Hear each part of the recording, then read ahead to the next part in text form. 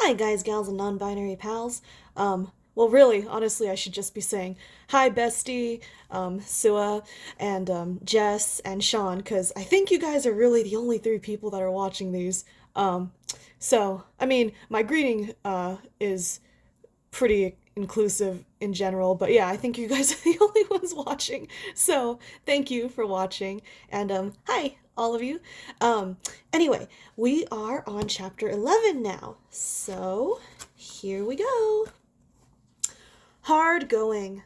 When Hazel and Fiver reached the floor of the hollow, they found Blackberry waiting for them, crouching on the peat and nibbling at a few brown stalks of sedge grass. "Hello," said Hazel. "What's happened? Where are the others?" "Over there," answered Blackberry. "There's been a fearful row. Bigwig told Hawkbit and Speedwell that he'd scratch them to pieces if they didn't obey him, and when Hawkbit said he wanted to know who was Chief Rabbit, Bigwig bit him. It seems a nasty business. Who is Chief Rabbit, anyway? You or Bigwig?" "I don't know," answered Hazel, "but Bigwig's certainly the strongest. There was no need to go biting Hawkbit. He couldn't have gone back if he'd tried.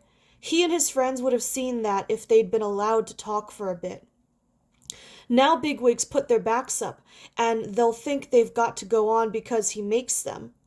I want them to go on, because they can see it's the only thing to do. There are too few of us for giving orders and biting people. Frith in a fog! Isn't there enough trouble and danger already?" They went over to the far end of the pit. Bigwig and Silver were talking with Buckthorn under an overhanging broom. Overhanging broom? That must be some British language, because the only brooms we talk about are the ones we use to sweep up dust, and I know that's not what they're talking about. Nearby, Pipkin and Dandelion were pretending to feed on a patch of scrub.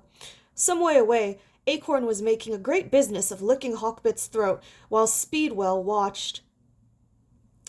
"Keep still if you can, old chap," said Acorn, who obviously wanted to be overheard. "Just let me clean the blood out. Steady now." Hawkbit winced in an exaggerated manner and backed away. As Hazel came up, all the rabbits turned and stared at him expectantly. "Look," said Hazel, "I know there's been some trouble, but the best thing will be to try and forget it. This is a bad place, but we'll soon get out of it." "Do you really think we will?" asked Dandelion. "If you'll follow me now," replied Hazel desperately, "I'll have you out of it by sunrise." "If I don't," he thought, "they'll very likely tear me to bits, and much good may it do them." For the second time he made his way out of the pit, and the others followed. The weary, frightening journey began again, broken only by alarms. Once a white owl swept silently overhead, so low that Hazel saw its dark, searching eyes looking into his own. But either it was not hunting, or he was too big to tackle, for it disappeared over the heather, and although he waited motionless for some time, it did not return. Hey, Sean, I think that you would know the answer to this, though I can guess that the owl was scouting out Hazel and probably thought he was too big to carry away. Let me know, okay? For context, you guys, my friend Sean helps rehabilitate animals with his parents, and he knows a lot about animals, so. Once Dandelion struck the smell of a stoat, and they all joined him, whispering and sniffing over the ground. But the scent was old, and after a time they went on again. In this low undergrowth their disorganized progress and uneven, differing rhythms of movement delayed them still more than in the wood. There were continual stampings of alarm, pausing, freezing to the spot at the sound of movement, real or imagined. It was so dark that Hazel seldom knew for certain whether he was leading, or whether Bigwig or Silver might not be ahead. Once, hearing an unaccountable noise in front of him, which ceased on the instant, he kept still for a long time, and when at last he moved cautiously forward, found Silver crouching behind a tussock of cocksfoot for fear of the sound of his own approach. All was confusion, ignorance, clambering, and exhaustion. Throughout the bad dream of the night's journey, Pipkin seemed to be always close beside him. though each of the others vanished and reappeared like fragments floating around a pool. Pipkin never left him, and his need for encouragement became at last Hazel's only support against his own weariness. "Not far now, Halauru, not far now," he kept muttering, until he realized that what he said had become meaningless, a mere refrain. He was not speaking to Pipkin, or even to himself. He was talking in his sleep, or something very near it. At last he saw the first of the dawn, like light faintly perceived round a corner at the far end of an unknown burrow, and in the same moment a yellowhammer sang. Hazel's feelings were like those which might pass through the mind of a defeated general. Where were his followers exactly? He hoped not far away. But were they? All of them? Where had he led them? What was he going to do? Now, what if an enemy appeared at this moment? He had answers to none of these questions, and no spirit left to force himself to think about them. Behind him, Pipkin shivered in the damp, and he turned and nuzzled him, much as the general, with nothing left to do, might fall to considering the welfare of his servant, simply because the servant happened to be there. The light grew stronger, and soon he could see that a little way ahead there was an open track of bare gravel. He limped out of the heather, sat on the stones, and shook the wet from his fur.